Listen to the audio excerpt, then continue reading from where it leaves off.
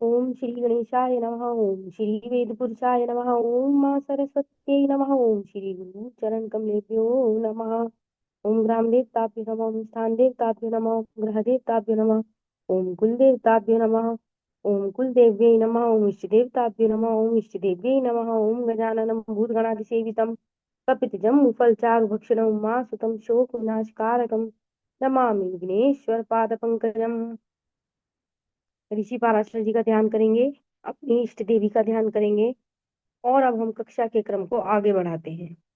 देखिए, जिनके स्मरण मात्र से हमारा मस्तक झुक जाता हो, जिनके स्मरण मात्र से हमारे सन्मुख उनकी छवि प्रस्तुत हो जाती हो, जिनके स्मरण मात्र से हमारे काम बनने लगते हो, वही हमारे इष्ट देवी देवता हैं। ठीक है, एक उदाहरण मैं आपको देती हूँ। जैसे कि हम मानो घर से बाहर निकले और हमें कहीं जल्दी जाना है।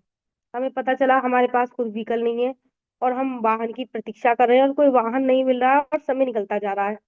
या जो वाहन आ रहे हैं हमें उसमें स्थान नहीं मिल रहा है। तो आप देखिएगा, अपने इष्ट का स्मरण करके आपका काम बनेगा। आप जैसे हम कहते हैं ना, राम रक्षा स्तोत्र का पाठ करिए। अगर कोई भी चीज सिद्ध हो जाती है, जैसे मैं आपको मंत्र जपने के लिए कह रही हूँ, तो आप उसका इफेक्ट देखिएगा, बस उसकी चर्चा किसी से मत कीजिएगा। फॉर एग्जाम्पल, आप नित्य राम रक्षा स्तोत्र का पाठ करते हैं, खासकर जैसे ये नवरात्रों में आप कर सकते हैं, या हनुमान जयंती के दिन भी कर सकते हैं। नवरात्रों में जो नित्य करता है, तो राम रक्षा स्तोत्र जो है सिद्ध हो जाता है, और सिद्ध होने पर उसका प्रभाव देखिएगा। मतलब जैसे कि आप अपने सर पर हाथ रख करके देखिएगा कि हाँ, मैं स्वस्थ हूँ। मतलब आप अगर किसी भी प्रश्न को पूछना चाहते हैं, तो आप अपने सर पर हाथ रखिएगा और आप महसूस कीजिएगा कि क्या मुझे ये सिद्ध हो गया। अगर आपने स्वस्थ अनुभूत किया, तो समझ लीजिए वो सिद्ध हो गया। फिर आप उसका चमत्कार देखिएगा, जैसे ही आप घर से बाहर निकलेंगे। मतलब जैसे होता है ना, वाहन बहुत तेजी से भाग रहे हैं, आपको घबराहट होती थी, आपको अकेले बैठना अच्छा नहीं लगता था, अंधकार में मतलब आपको अंधकार से घबराहट होती थी, या लिफ्ट में जाने में घबराहट होती थी। मतलब एक मनोबल सा बढ़ जाएगा आपका। आप कहेंगे मैं अकेले नहीं हूँ, आपके साथ कोई है, कोई शक्ति है। अब वो चाहे आपके मंत्र की शक्ति हो, क्योंकि जो मंत्र भी है वो, या देवता भी है, वो मंत्रों के अधीन है। आपने मंत्र जप दिया, वो आपको वहां से उस ऊर्जा को आप खींच रहे हैं, वो ऊर्जा आपकी एक ओरा बना लेगी आपके चारों तरफ, और आपकी सुरक्षा कवच की भांति रक्षा करेगी। तो हम इसी चर्चा के साथ कक्षा का प्रारंभ करते हुए, जो भारती जी की कुंडली है उस पर चर्चा कर रहे थे, उसी का प्रारंभ करते हुए समापन करेंगे। क्योंकि हम जब किसी कुंडली पर चर्चा करते हैं, तो हम चाहते हैं कोई भी चीज रह ना जाए, और जो जातक जुड़ा है उसको पूर्ण संतुष्टि प्राप्त हो। तो भारती शर्मा जी, कल जो हमने चर्चा की थी उसको हम पुनर्आरंभ करते हुए आगे की ओर बढ़ते हैं। हमने कल चर्चा की थी कि वृश्चिक लगन की कुंडली है और चंद्रमा योगकारी है, और चंद्रमा द्वितीय भाव में बैठा है, जो कि ये दर्शाता है कि आपको भाग्य से धन की प्राप्ति हुई, भाग्य से एक अच्छे परिवार में जन्म हुआ, भाग्य से आपकी जो माता का सहयोग मिला, और भाग्य मतलब आप इस विषय में भाग्यकारी हैं कि आपका जो जन्म है एक अच्छे परिवार में हुआ, और आपको धन की जो है समस्या नहीं हुई वहां पर। क्योंकि भाग्येश होकर के चंद्रमा कहाँ बैठ गया है, धन भाव में बैठ गया है, कुटुंब भाव में बैठ गया है। तो धन के मामले में और कुटुंब के मामले में अपने पिता के परिवार से आप समृद्ध रही होंगी। अब हम आगे बढ़ते हैं। हमने देखा, जो है तृतीय जो द्वितीय भाव है वो धनु राशि है, वहां पर गुरु की राशि है, और त्रिकोण में भी गुरु की राशि है। तो द्वितीय भाव में तो गुरु को हम सम मानते हुए, हालांकि द्वितीय मार्केश है गुरु, लेकिन यहाँ मार्केश की चर्चा नहीं हो रही है, भी भावों की चर्चा करते हैं। तो द्वितीय भाव यानी समभाव के स्वामी होकर के गुरु त्रिकोण के भी स्वामी हैं और बैठ गए हैं कर्म भाव में। तो अगर ये गुरु यहाँ नहीं आता केंद्र में, तो संतान होने में आपको समस्या होती। क्यों होती? क्योंकि वहां पर एक ग्रहण दोष बना हुआ है, सूर्य भी है, राहु भी है, शनि भी है। शनि अस्त है, चलो वो तो एक अलग मैटर हो गया। शनि तो अपना फल देने में ही सक्षम नहीं है। और जो सूर्य और राहु है उसका संयोग अच्छा नहीं माना जाता, और राहु की डिग्री बहुत ज्यादा है, सूर्य की कम है। यानी सूर्य का भी बहुत अधिक प्रभाव नहीं है। लेकिन सामने से केतु दृष्टिपात कर रहा है, तो इस को जो है भाव को बैलेंस कर रहा है। और सबसे अच्छा बात यहाँ पर ये है कि गुरु त्रिकोण होकर के केंद्र में आ गए, तो यानी यह भाव थोड़ा सा बली हो गया, इस कारण आपको संतान की प्राप्ति हो गई। क्योंकि हम गुरु से, चंद्र बल से संतान को देखते हैं। चंद्रमा की स्थिति भी ठीक है, क्योंकि वह भी जो है योगकारी है, और गुरु भी केंद्र में आ गया है। तो इस प्रकार से हम आगे बढ़ते हैं। तो वृश्चिक लगन में मंगल जो है स्वामी है, और वो अपनी त्रिकोण राशि मेष में जाकर के छठे घर में बैठ गए हैं, जो कि एक प्रकार का शत्रुहंता योग बनाते हैं। और आपको मामाओं से भी समृद्ध होंगी, भाइयों से भी समृद्ध होंगी, और शत्रुहंता योग भी बना रहे हैं, और लग्नेश की हानि भी नहीं करेगा। लेकिन हाँ, ये है कि आपको मंगल से संबंधित खासकर जब शुक्र का या मंगल कुछ से संबंधित कुछ समस्या हो सकती है, मतलब जो रोग ऋण शत्रुओं का भाव। हालांकि मंगल वर्गोत्तम है, नवमांश में भी मेष राशि में बैठा है, और मेष राशि में बैठने का मतलब है अपनी मूल त्रिकोण राशि में बैठा है। यहाँ पर मंगल का बैठना दो बातों को दर्शाता है कि आपके मामा बहुत शक्तिशाली हैं, आपके भाई बहुत शक्तिशाली हैं, आप बहुत ऊर्जा लगाती हैं अपने किसी भी कार्य को करने में, और आपका सारा जीवन ऐसे ही चलने वाला है कि आपको एफर्ट्स करके ही खुद को स्थापित करना है। आपको बहुत से कंपटीशन देने हैं। कंपटीशन का मतलब ये नहीं है कि हम कहीं जाकर परीक्षाएं दें। कंपटीशन का मतलब है, मानो आप घर में चार बहू हैं, तो आपको खुद को प्रेजेंट करने के लिए कि मुझे भी मेरी सास कुछ समझे, मेरे परिवार वाले मुझे कुछ समझे, तो आपको खुद में मेहनत करके अपने कर्म ऐसे करके तब आप खुद को साबित कर पाती होंगी। यानी ये दिखा रहा है कि आप काफी ऊर्जा लगाती हैं, तब जाके आप खुद को स्थापित कर पाती हैं। आपका सारा जीवन ऐसे ही चलना है कि आप चाहे घर में हो, बाहर हो, समाज में हो, या जहां भी आपका वर्क प्लेस हो, आपको बहुत ऊर्जा लगा करके खुद को स्थापित करना है, या खुद को साबित कर सकती है आप। क्योंकि बिना कर्म किए या बिना आपको एफर्ट्स किए कोई कुछ समझेगा नहीं। आगे चलते हैं, और वो आप करती भी हैं। हमने देखा सप्तम भाव में शुक्र की राशि है, और एक राशि शुक्र की चली गई 12वें घर में। शुक्र जो है भौतिकता का कारक है, वो क्या कहते हैं, विलासिता, और जो लविश लाइफ, या हम कहते हैं लग्जरी लाइफ, या जो भी भोग विलास की चीज है उनका कारक होते हुए शुक्र बैठा है आपके चौथे घर में, और वो भी वर्गोत्तम है। तो यह भी एक अच्छी बात है, क्योंकि वर्गोत्तम ग्रह, इसका मतलब है कि नवमांश में वो चाहे किसी भी भाव में बैठा हो, पर इसी राशि में बैठा है। यानी शनि की राशि में बैठ करके यह थोड़ा शक्तिशाली है, क्योंकि शनि और शुक्र की मैत्री है, और यह अपने भाव में बैठा है। क्योंकि चौथे घर में आधुनिक विद्वान शुक्र को भी कारकत्व देते हैं, क्योंकि बिना मानो आपके पास संपत्ति है, धन है, वैभव है, मकान है, वाहन है, आभूषण है, वस्त्र है, लेकिन हम उसका भोग कर पाएंगे कि नहीं, तो वो हम शुक्र से देखते हैं। तो आप भोग भी करेंगी। तो तात्पर्य ये, यहाँ बुध और शुक्र साथ में बैठ गए हैं, यह बहुत अच्छी बात है, और शनि की राशि पर है। तो कुल मिलाकर वस्त्रों का, आभूषणों का, और संबंधों का आपको सोच और समझ है। मतलब क्योंकि चौथा भाव भी क्या है, संबंधों का है, सप्तम भी संबंधों का है। तो यहाँ पर ये दर्शा रहा है कि आपके जो संबंध हैं, सामाजिक संबंध कह दो, पारिवारिक संबंध कह दो, वो बहुत अच्छे हैं। मतलब आप अपनी ओर से उन संबंधों को व्यवहार कुशलता से करने में समर्थ है। गुरु की दृष्टि भी जा रही है, तो आपको वाहन का, आभूषणों का, वस्त्रों का, भूमि का, भवन का, माता का, मकान का, सब प्रकार से सुख संपन्नता को दर्शाता है। ऐसा नहीं है कि आपकी, हाँ, यहाँ पर इसका जो स्वामी है वो शनि है, और वो अस्त है। तो थोड़ा सा ये थोड़ी सी दिक्कत है, लेकिन फिर भी अन्य ग्रह सहयोग कर रहे हैं, तो ऐसी स्थिति नहीं है आपके साथ। ठीक है। फिर हम बुध को देख रहे हैं। मतलब देखिए, सप्तम भाव में, यानी यहाँ पर मार्केश जो है, वो गुरु में शुक्र का जब अंतर प्रत्यंतर आता होगा, तो आपको कोई समस्या होती होगी।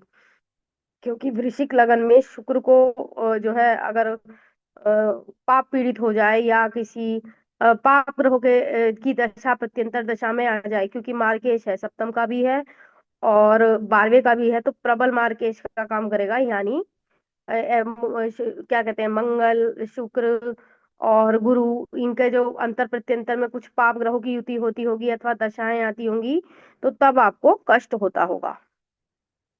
अब हम देख रहे हैं, बुध अष्टम में है, एक राशि, लेकिन वो अपने दूसरे भाव का फल देता है, और कन्या राशि बैठी है इनके लाभेश में। हालांकि इस भाव को भी विशेष शुभ तो नहीं कहा गया, पर वहां केतु बैठे हैं। तो केतु, मेरा जो खुद का मत है, हालांकि ऐसा कहीं किताब में तो नहीं लिखा, और मेरा खुद का मत है कि बुध, केतु पर अगर बुध की दृष्टि जाए तो बड़ा अच्छा संयोग माना जाता है। हालांकि बुध की दृष्टि नहीं जा रही है, पर केतु यहाँ पर ठीक है। अब आगे चलते हैं। अब यहाँ पर क्योंकि अष्टमेश होकर के बुध चौथे भाव में बैठे हैं, तो यहाँ पर ये दिखा रहा है कि आपको पैतृक कोई भूमि जरूर मिली होगी। मिली है क्या? हालांकि शनि है, शनि अस्त है, लेकिन फिर भी हम नहीं कहेंगे नहीं कि कोई पैतृक मकान नहीं है आपके पास? नहीं, मतलब वो हस्बैंड के नाम से है, मेरे नाम से नहीं है। नहीं, आपके नाम से ना सही, पर आप रहे तो जमीन वाले मकान पर रही है ना। हाँ। हाँ, कोई जमीन वाला मकान तो है, तो ये दिखा रहा है कि आपको, नहीं मैम, जो अष्टम भाव है ना वो हमारे पति के फैमिली का भाव है। जैसे द्वितीय भाव हमारे खुद का कुटुंब का भाव है, ऐसे ही अष्टम भाव हमारा जो जीवन साथी है उसके कुटुंब का भाव है। तो उसके जी मैम। कुटुंब, और ये अष्टम भाव से हम पैतृक संपत्ति को भी देखते हैं। हालांकि बहुत लोग दशम से भी देखते हैं, सबका अपना अपना मत हो सकता है। मैं अपना व्यू बता रही हूँ कि हाँ, अष्टम का बुधे जो कारक है बुधेश, बुध वो जाकर के चौथे घर में, और चौथा भाव है ही भूमि भवन मकन का। ठीक है ना? तो तात्पर्य यह है कि आपको पैतृक रूप में एटलीस्ट मकान या कोई जमीन मिली है अपने पूर्वजों से, मतलब चाहे वो ससुराल पक्ष से, वीकेंड से। अब हाँ, ये आपका खुद का ही मकान है। है। हाँ, जो जो रह रहे हैं वो मेरे खुद का ही मकान है, मैं और मेरे हाँ, देवर रहते हैं मतलब दोनों। वो पैतृक मकान है ना, ये कह सकते जी हैं हम। मैम। जी। हाँ, तो ये चीज वो दर्शा रहा है। अच्छा, ये जो मकान पैतृक मिलता है, ऐसा कोई जरूरी तो नहीं कि हमारे ही नाम से हो, कोई हमारे नाम कर देगा, ऐसा नहीं कहा गया। यहाँ पर सिर्फ ये कहा गया कि पति के कुटुंब से आपको कोई पैतृक संपत्ति अवश्य है आपके पास, जिस, और ये दिखा रहा है जमीन को, कि जमीन पर आपका मकान है। अब हम आगे चलते हैं। चौथे भाव का हम पहले ही कह चुके हैं, चंद्रमा की जब दशा आई होगी, आपने अच्छी स्थिति पाई होगी, आपके परिवार में सुख समृद्धि, धन की वृद्धि हुई होगी, आप प्रसन्नचित प्राणी हैं, वैसे भी हंसमुख हैं, धनु राशि अपने आप में चंचल मिजाज और प्रसन्नचित है, तो यह एक बहुत अच्छा बात है। भाग्य से धन का और परिवार का सहारा आपको मिला है। गुरु की दृष्टि जा रही है, कहाँ कहाँ जा रही है, यहाँ पर वैसे तो वक्री है, तो भाग्य को भी बढ़ोतरी कर रहे हैं, कर्म को भी बढ़ोतरी कर रहे हैं, चौथे घर को भी स्ट्रांग बना रहे हैं सप्तम दृष्टि से। उसके बाद हम देखते हैं आ, एक दो तीन चार, पांचवी दृष्टि जा रही है इनकी आपके धन भाव पर, सुख भाव को, यह भी एक अच्छा संयोग है। सातवीं दृष्टि हो गई सप्तम पर, वक्री होने के कारण पंचम को भी प्रबल सपोर्ट मिलेगा। फिर हम इनकी नवी दृष्टि को देख लेते हैं। सात आठ, नवी दृष्टि इनकी जा रही है शत्रु भाव पर, यानी आप कंपटीशन को जीत जाएंगी। तात्पर्य ये हुआ, किसी भी प्रकार के जो कंपटीशन है, फॉर एग्जाम्पल चारों बहुओं में कुछ वो हो रहा है, मतलब एक उदाहरण दिया, होता क्या है ना, जो करने वाला होता है उसकी भी वैल्यू नहीं होती। और कई होते हैं कि भाई नौकरी पे निकल गई बहू, कुछ कर, पानी नहीं दे रही, गिलास नहीं दे रही, एक छोटा सा गिफ्ट सास को लाके दे दिया, कोई कपड़े दे दिए, सास हैप्पी हो गई, क्योंकि सास उसे कुछ कहेगी नहीं, वो सेल्फ डिपेंड है। अब एक कुछ ऐसी बहुएं भी होती हैं जो घर में पूरे दिन जुटी रहती हैं, काम करती रहती हैं। मैंने एक सिर्फ उदाहरण दिया, जरूरी नहीं है बात आपसे मैच हो रही हो, पर आपको खुद के एफर्ट्स करके, खुद का कंपटीशन जीत करके, खुद को साबित करने में आप सफल हो पाएंगी, क्योंकि गुरु की दृष्टि यहाँ भी जा रही है। कहाँ जा रही है? आपके रोग ऋण शत्रु भाव में। तात्पर्य कभी आप बीमार पड़ती होंगी, या मामा भाई बीमार पड़ते होंगे, या उनके से संबंध खराब होते होंगे, तो गुरु की दृष्टि उसको बचा लेती है। हालांकि वक्रत्व है, तो ये एक दृष्टि आपके पंचम, नहीं, हाँ, ये दृष्टि जो है ना नव, वो आपके पंचम पे भी जा रही है। देखो मैंने कहा था ना, आपके संतान, अगर यहाँ गुरु की राशि नहीं होती, गुरु थोड़ा सा यहाँ नहीं बैठता, क्योंकि वक्रत्व होने के लिए वो नवम का भी फल देगा, तो आपको संतान होने में दिक्कतें आती। ठीक है, तो इस प्रकार से हमने यहाँ तक फल किया, और हमने देखा केतु आपके पंचम को भी कंट्रोल करेंगे, यानी आपको बाहरी स्थानों से कुछ ऐसे लाभ प्राप्त हो सकते हैं, कोई source of income, daily income का, अगर आप करना चाहें तो। मतलब या बाहरी ऐसे स्थानों से आप जुड़ेंगी, जैसे कि आप जुड़ी हुई हैं, जैसे कि अकल्ट साइंस हो गई, या कुछ अध्यात्मिक हो गया। ठीक है, बाहरी स्थानों से आपको आध्यात्मिक ऊर्जा की प्राप्ति हो सकती है, अगर आप उससे जुड़े तो आप आध्यात्मिक लाभ ले पाएंगी, क्योंकि जो केतु है वो प्लेनेट है अध्यात्म का, आत्मा परमात्मा के चिंतन का, एक दार्शनिक अपने भीतर की अंतर यात्रा शुरू होती है। और छोटी यात्राओं को भी दर्शाता है ये, छोटी मतलब धार्मिक यात्राओं को दर्शाता है, आध्यात्मिक यात्राओं को। ठीक है, इस प्रकार हमने देखा 12वें घर में शुक्र है, और शुक्र आ गया चौथे घर में। यह वैसे तो आप भूमि भवन मकान बनाने में भी धन का व्यय करेंगी, ऐसी स्थिति को दर्शा रहा है। सुखों पर व्यय करेंगी, वाहन खरीदने पर व्यय करेंगी, वस्त्र खरीद मतलब वाहन भूमि खरीदने पे तो निश्चित ही व्यय कर सकती हैं।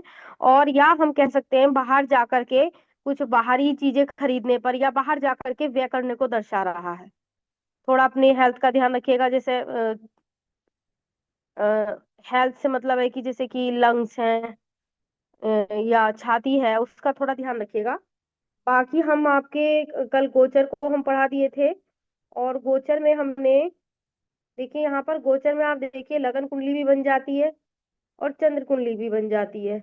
बहुत से लोग लगन और चंद्र दोनों को मिश्रित करके देखते हैं। अब जैसे हम लगन, कल तो वैसे मैंने चंद्र की चर्चा की थी और उसकी रिकॉर्डिंग आपको भेजी थी, लेकिन अगर हम लगन की चर्चा करें तो आप देखें कि गुरु वक्री होकर के अष्टम में चले गए। तो यहाँ पर एक जीव कारक ग्रह का अष्टम में जाना बहुत अच्छा नहीं माना जाता, वो किसी हेल्थ इशू को दर्शाता है। लेकिन यहाँ पर क्योंकि गुरु है तो मरण नहीं करता, ये गुरु क्या करता है, एक सीमा तक रोग को बढ़ाएगा फिर रोक देगा, इस तरह की स्थिति। और अगर हम चंद्र कुंडली को देखें तो यहाँ पंचम में सॉरी नवम में केतु आ गए हैं, और यहाँ पर केतु आपके दशम में। अपने पिता का ख्याल रखिएगा, पिता अगर आपके मतलब पिता हैं तो उनका ख्याल रखिएगा, उनको थोड़ा दिक्कत हो सकती है इस पिताजी तो समय नहीं, में।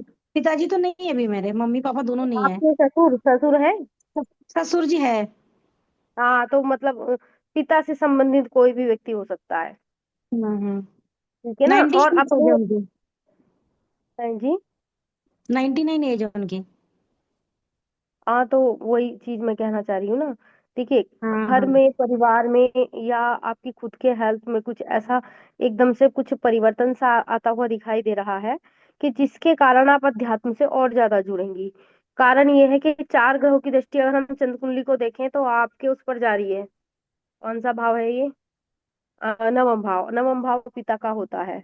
पिता से मतलब हमारे एंसिस्टर्स, जो हमारे पूर्वज हैं। अब पूर्वज में कोई भी आ सकता है, ठीक है। तो केतु का, हम केतु जहाँ बैठता है, मतलब एक सामान्य बात बता रही हूँ, जहाँ केतु बैठता है उसका एक घर पीछे, मतलब आप लगन से देखो या कहीं भी देखो, मतलब ये कहीं किताब में नहीं लिखा है, मैं एक फॉर्मूला बता रही हूँ कि केतु जहाँ बैठा उसका एक घर पीछे, यानी एक घर पीछे कौन सा हुआ, यहाँ अष्टम हो गया, ठीक है। और राहु जहां बैठता है उसका एक घर आगे, आप पीछे कह दो, वही वही वही मतलब हो गया। अब राहु बैठा है यहाँ तो एक घर आगे, यानी चौथा भाव हो गया। चाहे वो कहीं भी बैठा हो, राहु हो लगन से देखो, चंद्र से देखो, कहीं भी बैठा हो, तो एक घर आगे का और केतु के एक घर पीछे का, मतलब अगर आप गिने तो वहां समस्या होती ही है, ठीक है। तो अब यहाँ पर हम देख रहे हैं कि किसी का मतलब केतु को हम एक वैसे देखें ना प्लेनेट को, तो वो दिखाता है किसी मरण को, मतलब वैसे नहीं कहेंगे, मतलब मैं यहाँ नहीं कह रही हूँ, लेकिन ये यहाँ पर केतु का बैठना सूर्य पर के साथ की राशि पर बैठना, तो ये दिखा रहा है कि किसी पूर्वज की तबीयत खराब हो सकती है, ठीक है। दूसरा, अगर हम इसको आप पे रहे तो आपका ये जो अंग है, यानी इधर का जो हिस्सा है, जैसे आपका कूला है, ठीक है, ये जो काल पुरुष की कुंडली में जो ये हिस्सा है, इसका थोड़ा ध्यान रखना है। अच्छा, आपके पारिवारिक जो बड़े बहन भाई हैं उनके संबंधों को खराब करता हुआ दिखाई दे रहा है। गोचर कुंडली की चर्चा कर रहे हैं, वर्तमान में जो प्लेनेट की स्थिति है। तो अपने बड़े भाई बहनों से जो है थोड़ा बना के रखना है, और वहां पर या जो पिता समान कोई व्यक्ति है तो उसको सिर्फ देना है। देना है से मतलब उससे कुछ आशा नहीं रखनी है कि वो हमें कुछ देंगे, बस हमें करना करना है। क्योंकि केतु और शनि ये कहते हैं कि अपना कर्म करना है बस। अगर वो कुछ देना होगा तो मिल जाएगा, नहीं तो आप तो आपके ऊपर उनका कर्म पेंडिंग है, तो वो आपको करना ही करना है, ठीक है। तो यहाँ पर अपने एंसिस्टर्स के प्रति जो कर्म आप कर सकती हैं वो कीजिएगा। लेकिन इस क्रिया से आपको फायदा ये होगा, इससे अपनी एक साधना का केंद्र बनाना है, मतलब साधना का क्या कहते हैं, बिंदु बनाना है कि यहाँ से आपको एक आध्यात्मिक सफर आपका जारी होता है। एक चेंज आपकी, एक ट्रांसफॉर्मेशन आपकी लाइफ में दिखाई दे रहा है। और अपने भाई बहनों से, जो बड़े भाई बहन हैं, उनको बना करके रखना है, क्योंकि वहाँ तीन चार ग्रहों की युति बनी हुई है जो संबंधों को खराब करें, क्योंकि साथ में राहु है, मंगल है, एक अंगारक दोष बन रहा है। ज्यादा नहीं बोलना है, करना ज्यादा है, काम बोलना कम है, काम ज्यादा करना है। उनको भी आपको एक तरह से देना ही है, हेल्प करने की जरूरत पड़ सकती है आपको उनकी, ठीक है, और इधर भी आपको हेल्प करने की जरूरत पड़ सकती है, और अपनी हेल्थ का भी ध्यान रखना है। अपनी हेल्थ में आप ध्यान रख सकती हैं अपनी भुजा का, आपने इस और जहाँ केतु दिखा रहा है आपके जिस अंग को कालपुरुष की कुंडली में, जैसे कूला है, पेट का निचली हिस्सा है, इधर का हिस्सा है, तो उसका थोड़ा ध्यान रखना है। कोई कोई जो है इस तरह का जैसे किडनी है या कुछ वैसा जो वो होते हैं ना इंटरनल डिसीजेज, जैसे कि यूरिन इन्फेक्शन है या मतलब इस तरह की प्रॉब्लम्स कुछ क्रिएट हो सकती है, जैसे कि अ, होता है ना, जैसे किडनी स्टोन बन गया, कुछ इस तरह की चीजें, कोई गुप्तता जिसको मैं हम। आइज मेरी ये आइज में मतलब थोड़ा सा दर्द हो रहा है अभी 1 महीने से। ये हाँ, तो मैं आप भैया डॉक्टर को घुटनों दिखा के लो। ऊपर नहीं दिखाया उनको। हाँ हाँ हाँ, दिखा लो बाकी तो भैया, क्योंकि नहीं, केतु है और बाकी रिपोर्ट सूर्य सब की। नॉर्मल आई है, बस विटामिन डी की कमी बताया ऐसा। हाँ, वो तो नॉर्मल ही आएगी। क्या होता है ना, केतु हम्म। क्या होता है, एक्चुअल बीमारी सामने ही नहीं आने देता। हम्म। एक्चुअल बीमारी आप सारे टेस्ट करा लो, नॉर्मल आएंगे, पर आपको पता नहीं चलेगा बीमारी क्या है। ठीक है, वो एक प्रकार का गुप्त रोग है। मतलब कहने का, जैसा एक एज के बाद एक हमारे हार्मोन्स डिसबैलेंस हो जाते हैं या खत्म हो जाते हैं, तो उसके बाद क्या होता है, नई नई प्रॉब्लम्स क्रिएट हो जाती हैं, जैसे हाथ पैर में दर्द। तो ये जो यहाँ पर हमारी नसें होती हैं जो हमारे उस वाले पार्ट से जुड़ी होती हैं, तो उसमें चेंजेस की वजह से, बैठने उठने की वजह से, या कोई भी विषय हो सकता है, क्योंकि केतु यहाँ पर ये दिखा रहा है कि यहाँ आपको कुछ प्रॉब्लम है, तो आप उसका ध्यान रखिए। और सबसे ज्यादा मैं आपको एक बात कहना चाहूंगी कि आप पानी ज्यादा पीजिए। अगर आप पानी पियेंगी तो आपको प्रॉब्लम्स नहीं होंगी, या आप एक जगह बहुत टाइम मत बैठिए। जैसे होता है ना, पता चला हम पूरे दिन बैठे ही हैं, वो मत करिएगा। और बहुत ज्यादा पानी पीजिए तो ये प्रॉब्लम इतनी नहीं होगी। अब ये हम आपको बताई जी दे चुके हैं कि संबंधों को संभाल के रखना है बड़े भाई बहनों से, क्योंकि यहाँ पर युति बनी हुई है कई ग्रहों की। ये तो ये स्थिति ठीक नहीं है। उससे क्या है कि मतलब बोलना कम है और काम ज्यादा करना है, उनकी हेल्प ज्यादा करनी है। और क्योंकि क्या होगा कि अगर हमने गुस्सा किया या हमसे कुछ बात निकल गई तो वो सच हो सकती है, तो बोलना भी बहुत सोच समझ के है। ठीक है, ये ध्यान रखना है। तो बाकी ये हमारा गोचर है। गोचर में हम विशेषतः गुरु को देखते हैं, शनि को देखते हैं, और राहु केतु को देखते हैं। केतु का हम बता ही चुके हैं, अपने इंटरनल ऑर्गन्स जो वो है उनका ध्यान रखिए। और साथ में जो हाँ आप प्रॉब्लम बता रही हैं कालपुरुषी कुंडली के हिसाब से कूला, और जो ये वेजाइना का जो यहाँ तक का हिस्सा है, इसको आप ध्यान रखिए, किडनी इत्यादि का। फिर हमने आपको बताया राहु से सेकंड घर, अपने मतलब आपका ब्लड प्रेशर हाई भी हो सकता है, इसलिए इसका भी ध्यान रखिए। और हमको क्या ध्यान रखना है, गुरु, गुरु की दृष्टि देखो। हाँ भैया, हेल्थ का तो ध्यान रखना ही है। उसके बाद दो, तीन, चार, पाँच, पांचवी दृष्टि लाभेश पर जा रही है, आपको धन का लाभ होने वाला है। छह, सातवीं दृष्टि आपके खुद के लगन पर जा रही है, तो आपके ज्ञान चक्षु खुलने वाले हैं। हेल्थ मतलब रोगी होंगी लेकिन निकल आएंगी, अगर किसी भी तरह का हेल्थ इश्यूज है। लेकिन क्या है कि प्रभाव तो देता ही है, कोई भी रोग आएगा तो वो आपको पहले बहुत, कहते हैं ना, बहुत तेजी से प्रभावित करेगा, फिर उसके बाद वो धीरे धीरे आपको ठीक करेगा। फिर उसके बाद हमने देखा सात, आठ, नवीं दृष्टि बहन भाइयों के संबंधों पर जा रही है। तो बस ये है, आपको क्रोध से बचना है, बोलने से बचना है, सबकी हेल्प करनी है, बहन भाइयों की एंड सिस्टर्स की। तो ये आपको एक योगकारी परिणाम देकर जाएगा। और सबसे अच्छी बात है कि आपका हेल्थ भी ठीक होती हुई दिखेगी, और आपको अध्यात्म से जुड़ने का जो आध्यात्मिक सफर की शुरुआत है, वो यहाँ से होती हुई दिख रही है। ठीक है, तो ये आपके लिए एक अच्छा संयोग है। और आपने एक बात मुझसे पहले भी पूछी थी, चलिए आपको कोई क्वेश्चन करना है तो पूछिए। हेल्थ के ही हेलो। क्वेश्चन करना था मुझे, हेल्थ के लिए, और मतलब और जैसे बड़े बेटे की शादी हो गई, मतलब 4 साल हो गए। हाँ, वही आपका प्रश्न था कि मैं दादी कब बनूंगी। देखिए, वैसे जो होता है ना, हमको जब दादी बनना इत्यादि के बारे में पूछना होता है ना, तो होता क्या है मैं आपको बताऊं, जो पति और पत्नी दोनों की कुंडली देखी जाती है। मैं आपको बताऊं, अगर हमें वास्तविकता को खोजना है तो। ठीक है, क्योंकि पता नहीं उनके भाग्य में संतान का सुख है कब है, कन्या सुख है कि पुत्र सुख है, या किसके भाग्य से संतान होगी। कई बार पति के भाग्य से नहीं होती और पत्नी के भाग्य से हो जाती है। ठीक है ना, तो वो तो उनकी कुंडली से पता चलेगा। पर हम जैसे इसको देख लेते हैं, तो हम यहाँ देखते हैं सर्वप्रथम गुरु की दृष्टि, भैया यहाँ तो जा नहीं रही है आपके। संतान के भाव पर सूर्य की दृष्टि जा रही है, तो ये तो स्थिति अनुकूल नहीं है। फिलहाल जो गोचर में स्थिति है वो संतान मतलब दादी बनने वाली नहीं दिख रही। अब हम यहाँ देखते हैं लगन पर। जो पंचम भाव है हमारी पहली संतान है, सप्तम भाव दूसरी संतान है, नवम भाव तीसरी संतान है, और ऐसी तीन तीन गिनते जाओ, जितनी हमारी संतानें हैं तीन तीन भाव वो गिनते जाओ। अब हमको दादी बनने का देखना है।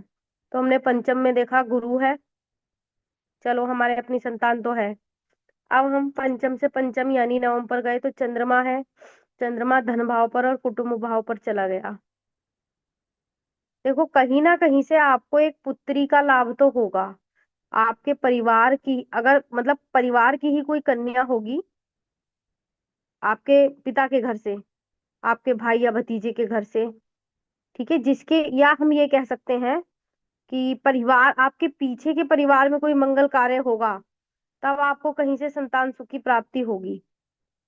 फिर भी हम और आगे देख लेते हैं इसका। शनि अस्त है आपका।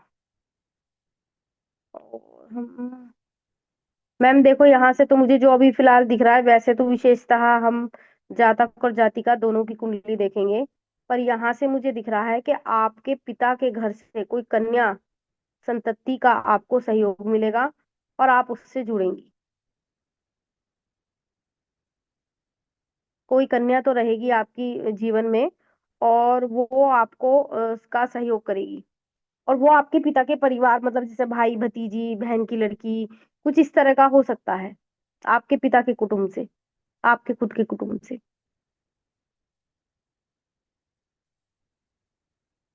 यहाँ पर कारण क्या है जो मैं आपकी कुंडली देख रही हूँ।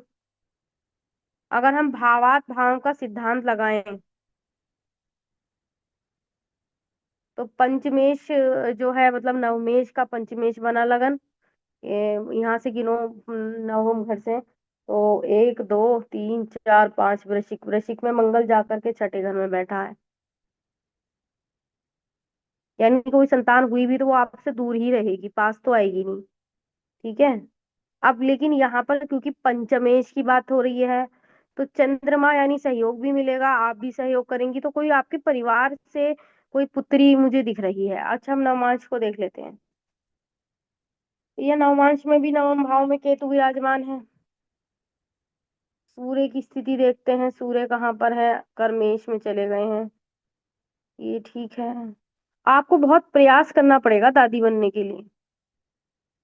मतलब आपको एक राय दूं, फिलहाल तो वैसे तो उनकी जन्म पत्री दिखाइएगा, लेकिन फिर भी आपको मतलब जैसे कहते हैं ना, थोड़ा सा खुद में कुछ कर्म करना पड़ेगा। तब आपको दादी बनने का सुख प्राप्त होगा। इसके बारे में मैं आपसे अलग से आपको उपाय बताऊंगी, ठीक है, कक्षा में हम उपाय की चर्चा नहीं करेंगे।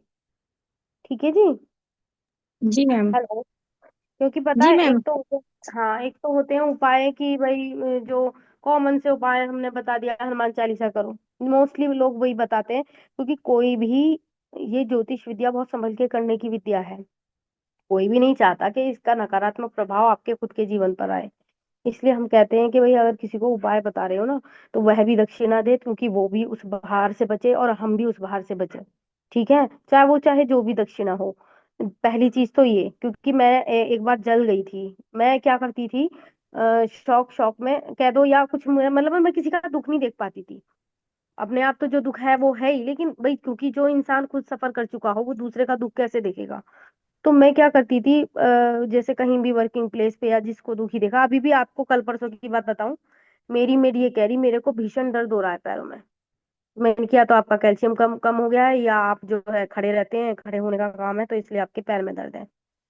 एक चार तो पता नहीं बहुत महंगा सा तेल था, वो आर्थो करके तेल आता है, पूरी शीशी ऐसी रखी हुई थी, और उसको हमने कोई यूज भी नहीं किया था। ससुर जी के लिए आई थी, पर अब वो यूज नहीं हो पाई, क्योंकि फिर उस समय उनका देहावसान हो गया। तो मैंने क्या करा, भाई इनकी रखी तो है ही, मैं तो लगाती नहीं हूँ, मैंने उनको दे दी। उसके बाद से मेरे खुद के पैर में दर्द है। यानी हम अगर किसी का भाग्य काट रहे हैं तो भाग्य आपको भोगना पड़ेगा फिर। तो ये बहुत संभल के करने वाली विद्या है। मैं पहले ये काम करती थी, मैं किसी को दुखी देखा उसको उपाय बता दिए, लेकिन उपाय भी ऐसे ही नहीं बताना। मैं आपको भी बता रही हूँ, जब कभी आप आगे चल के ज्योतिषी बन जाएं, तो आप ये जरूर बताइएगा कि एक तो आपने श्री भगवती कृपा जो ज्योतिष संस्थान है वहां से सीखा है। एक अपने इष्ट को हमेशा पकड़ के रखिएगा। ठीक है मैम, रिकॉर्डिंग रोक दीजिए, रिकॉर्डिंग को रोक दीजिए आप। रुचि जी कहाँ चली गई? चलिए कोई बात नहीं, ये तो वैसे भी एक सामान्य बात है। इष्ट को हमेशा पकड़ के रखिएगा। एक मंत्र जाप जरूर करते रहिएगा। और मूल्य जरूर लीजिए, मतलब मूल्य से मतलब ठीक है, जो जिसकी जो इच्छा हो वो दे दे, नहीं है ऐसा तो है नहीं कि किसी के पास कोई मूल्य देने के लिए नहीं है तो मतलब हम उससे जो है कष्ट में छोड़ देंगे, ऐसा तो नहीं कर सकते ना। तो जो जिसकी जो श्रद्धा हो वो ले लीजिए, या अपनी कोई एक शुल्क निर्धारित कर दीजिए। ठीक है, लेकिन करना बहुत संभल के है, क्योंकि ये हर विद्या हर किसी को रास नहीं आती, हर कोई इसके लिए नहीं बना। और अगर आपने जैसे ऐसे उपाय बता दिए, कॉमन से जो उपाय होते हैं, भाई देखो ऐसे कर लेना, ऐसे कर लेना, जिससे होता है ना कि भाई पीपल को जल चढ़ा देना, हनुमान चालीसा का पाठ कर लेना, हमने जैसा जैसी ग्रह स्थिति देखी वैसा बता दिया, तो वो भी आपको इफेक्ट नहीं करेगा। आप इष्ट को पकड़ के रखेंगे तो भी आपको इफेक्ट नहीं, क्योंकि प्रारब्ध आप किसी का काट नहीं सकते, आप उस मार्ग में बांधा बन रहे हैं, किसी का प्रारब्ध से निकलने का रास्ता उसको बता रहे हैं आप। तो उस जो प्रारब्ध उसे भोगना लिखा है, तो फिर वह कौन भोगेगा? यानी आपने उसके हस्तक्षेप किया विधि के विधान में।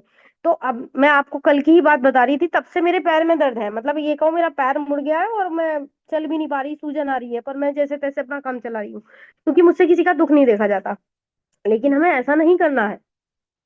ऐसी मैंने पहले ऐसे करती थी कि भाई किसी को बता दिया, हुआ क्या, मैं जल गई। फिर मैंने उनसे पूछा, जो हमारे गुरुजन है, कि जी सर ये क्या हुआ मेरे साथ।